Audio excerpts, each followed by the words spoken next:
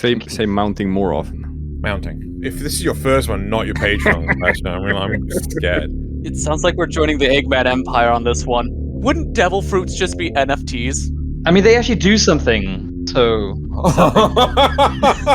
in Boy Boy We Trust. You see, while you were playing marbles, I was playing chess. Elsewhere. Yeah. Isn't this just the plot of Gurren Lagann? Oh my god! No, dude. That's a power that really sucks. Oh my If you say a thumb A drive. USB drive filled with... How? A USB drive with paprika.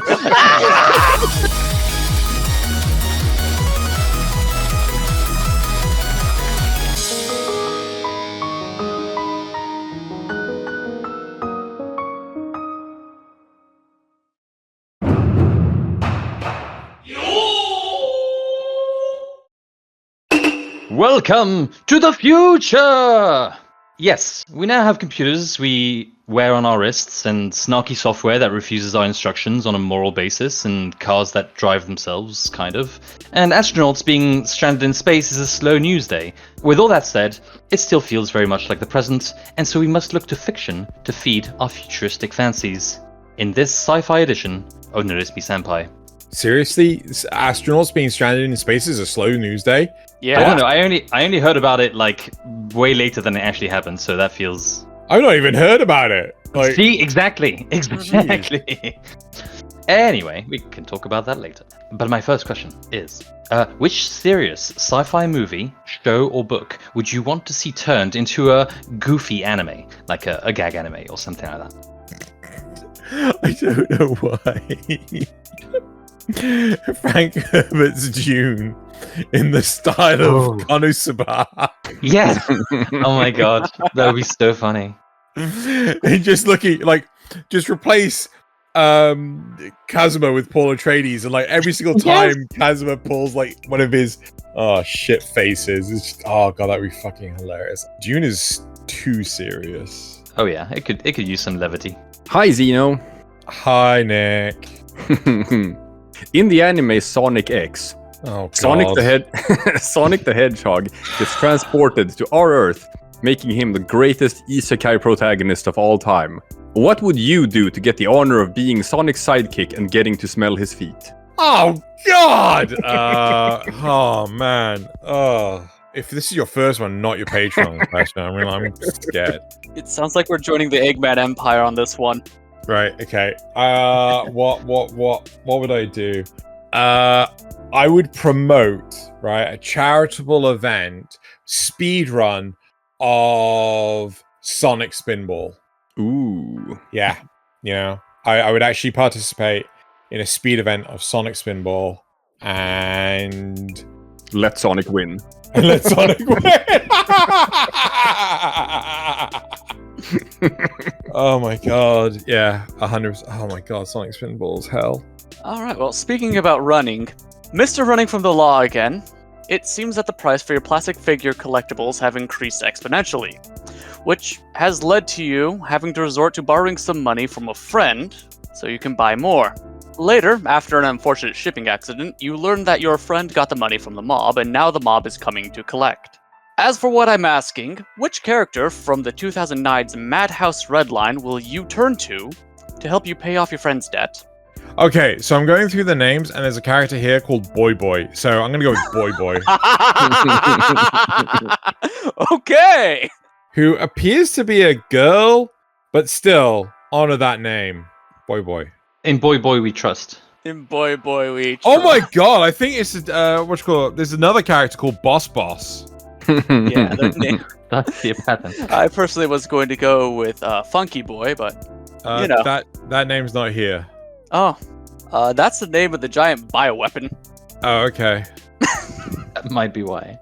Okay, imagine an isekai where, instead of being a modern-day loser being transported into a medieval fantasy world, the protagonist instead gets transported into an advanced world of spaceships, lasers, and aliens.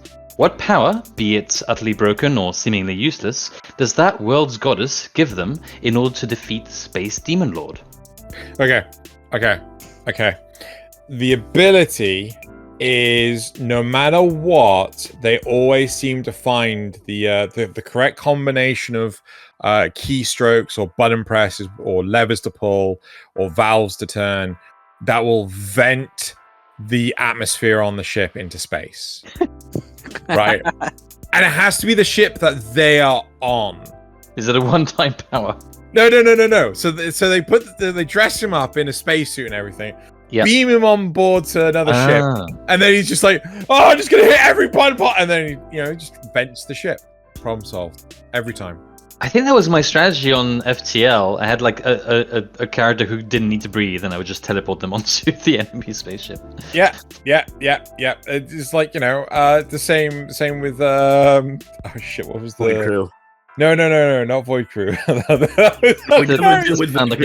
It's Catastronauts, which is very similar to Overcooked, but in space. And the number of times I would accidentally, quick, someone close the airlock, and I would always be the second person to press the button and just open it again, and everyone gets vented into space. All right, I'm helping. Yep, I know what I'm doing. That's a power that really sucks. Oh, Yep. damn. Yep. Actually, technically, it blows. I guess so. Yeah, I don't know. They were all sucked out into space. Correction, sir. That's blown out. Data. In 2010, the movie Inception came out. But in 2006, the movie Paprika came out first, which is basically Inception. But better. Yes. However, in 2004, the movie Eternal Sunshine of the Spotless Mind came out, which is basically Paprika, but better. How many more layers of movie Inception do we need to jump down until we find the actual original idea? To the point where Paprika turned out that it existed prior to everything and was in fact unearthed centuries ago, but without the technology to mount a USB stick, no one was able to truly tell what was on the thing. So turns out Paprika was the original all along, and I can't remember the name of the creator, Nazeth. It's Satoshi Kon, isn't it? Yes, yeah. He basically created Paprika and then sent it back in time on a USB stick, not realizing that he should put it on a floppy disk or like thousands of floppy disks. This makes sense because the guy who made the music for that movie as well, Hirosawa Susumu, he is apparently also, he's got a Dorian Gray portrait sometime because he has not aged a day in like 100 years. So he was probably still around back then as well. Exactly, so it was that was it. They sent the USB stick back to the composer, who basically lived out time to bring it back to Satoshi Kon. There you go. It's full circle. Yeah, I mean, they just didn't count for the fact that they just couldn't, mount it on their computers. If anyone's questioning why I keep saying mounting, it's like that's what happens when you plug in a USB stick. It's called, you're mounting the drive. Say mounting more often. Mounting. Yeah. Xenos just wants to mount computers. They don't call them. Shut up, Nazar. They don't call them Mounties in Canada for nothing. Yeah. Actually, they do call them that for nothing. Speaking about mounting computers, Mr. Master Technician, you have been tasked with optimizing the AI for a nationwide surveillance system. But when you get to the server room, you are greeted with the sight of a giant room filled with brains and jars. How do you go about debugging the issues caused by using an organic computer? So I want to come up with a better answer to this, but I'm going to get the first one out of my head first. So typically, there's you debug things by putting line breaks in your code. So when you execute it, it kind of pauses at that point. But that's only if you're using something that runs in real time. But the alternative is to just dump and die everything. So the idea is that when you get to a certain point in the code and you're trying to see what the output is, you just get it to print it out and then just stop running the code.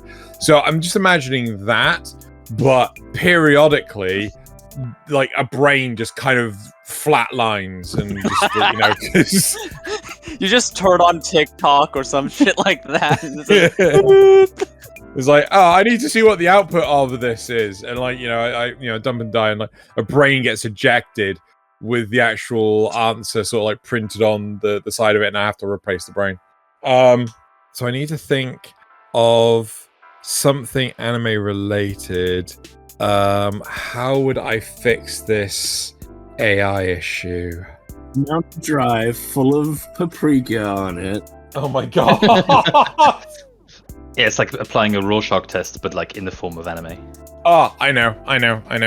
Inspired by the classic anime Nier Automata, I would basically play what's the asteroids to debug it. Okay, yeah. Behold the wild Xeno. For generations, his kind have struggled to survive without the use of elbows. This often led to strange clipping and odd behaviors, but the Xeno was quite happy in his little niche.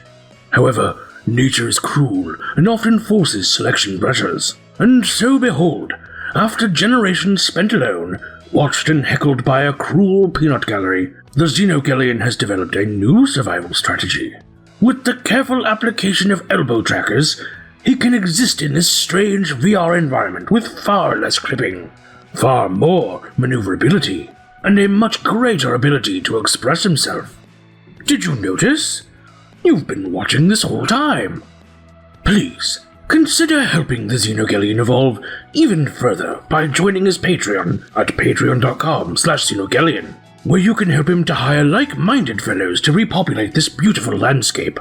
And you'll also get access to an extended version of this show. You'll get to see interactions like this. Well, Monster Musume has different issues, right? I don't think the Slime Girl is one of them, but regardless. I can't think of any other anime that actually has a Slime Girl in it. Doesn't Overlord have one? Oh, who watches Overlord? Yes, I think we should fight for equality of Slime Girls. We should fight to make sure that all female coded characters have nipples. No. Oh, truly, nature is beautiful. Let's get back to watching it, shall we? Alright. Which non-sci-fi shonen anime would be the most badly disrupted by the arrival of aliens and flying saucers? And how would the protagonists overcome the alien menace?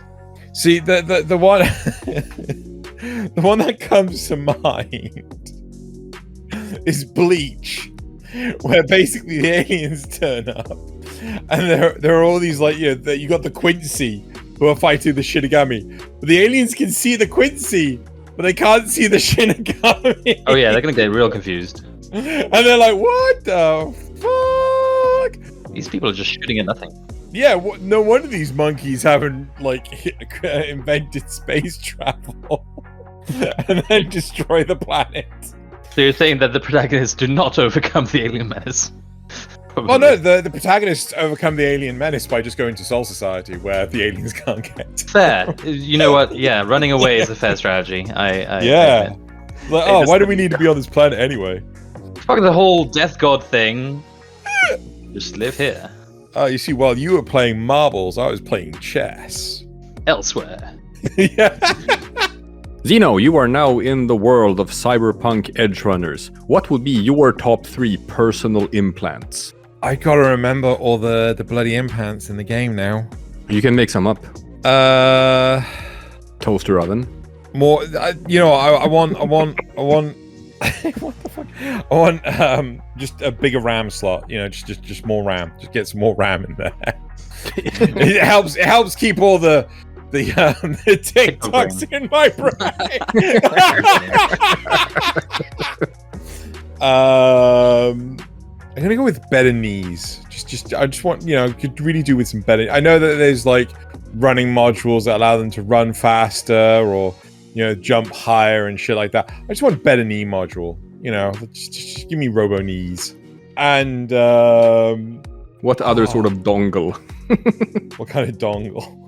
I want USB detachable ears. I want to be able to go you know what, I'm done with this conversation.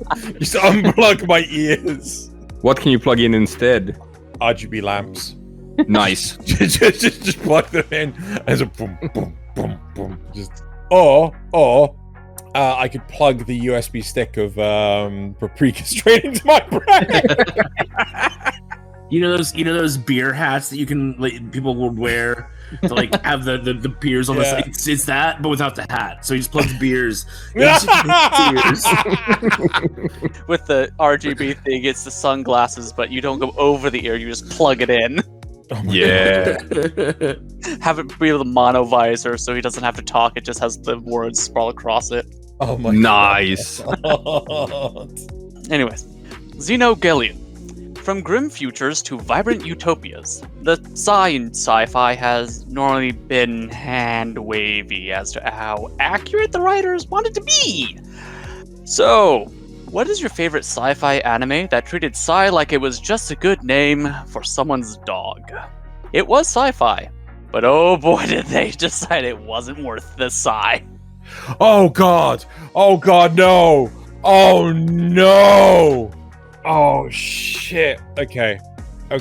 So the anime that's a sci-fi where the science is optional is fucking Turn A Gundam, where the main weapon of the Turn A Gundam. By the way, there's a Turn X Gundam, which is just no, that's just an X. But let's just ignore that part. The special ability of the Turn A Gundam is to become a butterfly. Like a regular sized butterfly, or? No. It's the Gundam with just giant ass butterfly wings, cosmic ethereal butterfly wings. It is the most egregious Gundam. It's not the most egregious. Fucking Recon Greaser and G exists. There you go. It's fucking Turn A. I'm just gonna dig this Gundam out of the ground. Oh, and then the Moon people showed up, and they were bored, so they swapped the princess for a regular person. And then the war started. I think you don't remember the exact plot of what was going on, and you're just nitpicking by this point. They weren't bored. What happened. Huh? They weren't bored. They wanted control. They wanted the Turn A back. No, they were bored. They came for a visit. Then the princess swapped places with just a random Earthling, because they just looked the same. A war broke out, and then Isn't this just the plot of Gurren Lagann? They find Oh him my in the ground. No, There are aliens living on the moon. The princess joins the humans. This is just Gurren Lagann. No, dude. It's just Gurren Lagann, Xeno. Okay, fine. You're gonna watch Senpai Gundam now. You've brought this on yourself. Okay, so one of the Ghibli movies has a sequel come out, which reveals that the quirkiness and magic from the original movie was just time travelers or aliens fucking around with the protagonist. Which movie does this make the most sense for, and what's the main plot point of the sequel? Pocoroso. No. I like where you're coming from. This is Ponyo by the cliffside. Because when the people wake up in the stasis pods, going why the fuck did we think giving the fate of society and mankind to a 3-year-old and a goldfish was a good idea? And then there were protests about these pods because they could have hallucinogenic effects. Turns out this is actually just a prequel to World's End Harem. Oh my god! Okay, so this one's gonna have some mild One Piece spoilers. Oh no! I'm only 1,041 episodes behind. This is gonna be so rough for all the people who tell themselves that they will one day read One Piece, but they never will. Many animes have successfully used the plot twist of this fantasy anime is actually a post-apocalyptic sci-fi. Most notably Attack on Titan, but also recently, big spoiler, One Piece. With that new bit of information, what is now the funniest thing that the One Piece could be? Oh my god. Oh my A god. thumb drive. A USB drive filled with How? A USB drive with paprika.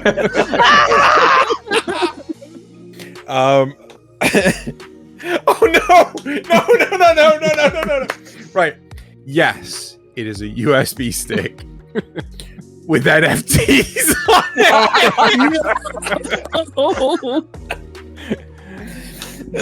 Are those bored apes. Wait, Wouldn't devil fruits just be NFTs? I mean, they actually do something. So No, it's not even a USB. It's just a disk filled with floppy Ds. Oh my god. Ah, see the pun? Floppy D. Yeah. Floppy Yeah. Ds. yeah. And Gold Roger's name is actually Satoshi Kon Jr. All right, we're gonna be pulling this name off the rack again. Mr. Producer Man. The Americans are in need of another sci-fi drama sitcom show thing. So after rummaging through your lists of shows that you love and hold dear to your heart, I come to you with the question: how would you write a series that follows the character Millions Knives, Vashta Stampede's brother? Knives, why won't you clean up your side of the room? Because humanity is a pestilence. Oh my god. Sorry, go ahead. So I kind of want to say that, because when Knives gets attacked by Vash and gets seriously injured in the town of July, he has to go into stasis, and it takes him years to heal up and everything. I kind of want to say, like, he's plugged into a world where he could just basically exercise his brain and do all sorts of stuff, and effectively it's sorted out online. Does he rename himself to Kirito there? he's not that edgy. I mean, he's just gonna go murdering people, but but he can't like murder. He can't go on too much of a killing spree, because otherwise he'll end up killing himself, because that's how jank the pod is, and he's got to live his life in Aincrad, and he's slowly losing his mind. That's why he's a genocidal maniac. Explains everything. Yeah, I mean, if you had to play the same games as a service with gacha elements for the next 50 years, would you not go insane? You know, people with EverQuest are already halfway through, so... We have glimpsed at what is yet to be. Alien waifus, asshole time travelers, and the most elusive futuristic hope of them all, Xenogelion making any sense whatsoever. But we must now retreat back to the boring old present where these things are but wishful thinking. With that, I now bid you all farewell, and I'll see you all in the future.